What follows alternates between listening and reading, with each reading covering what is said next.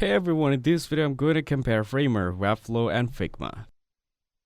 Framer is a no-code website builder designed mainly for designers who want modern, responsive website without needing to touch code. It offers a smooth drag-and-drop interface, built-in animations and even AI tools to help generate content or layouts quickly. It's perfect for building landing pages, portfolios or startup sites with a beautiful design. Framer also allows publishing directly from the editor, so everything stays in one place.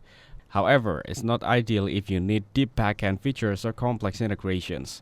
Webflow is a more powerful platform that combines visual designs with the ability to handle more technical needs.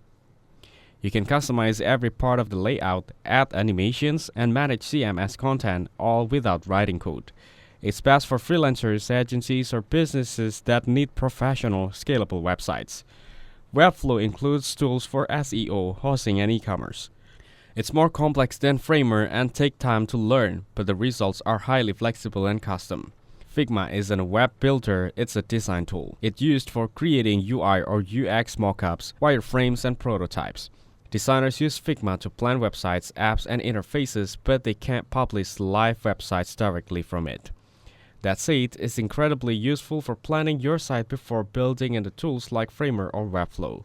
Figma also supports collaborative work, so multiple team members can design together in real time. So if you need full creative control, advanced features, and don't mind a steeper learning curve, Webflow is better. If you're only designing and not ready to publish, Figma is a go-to tool. It serves a different purpose. Framer and Webflow are for building, while Figma is for planning. Thank you everyone for watching this video. Hope you got some value. Make sure to like the video and subscribe. Goodbye.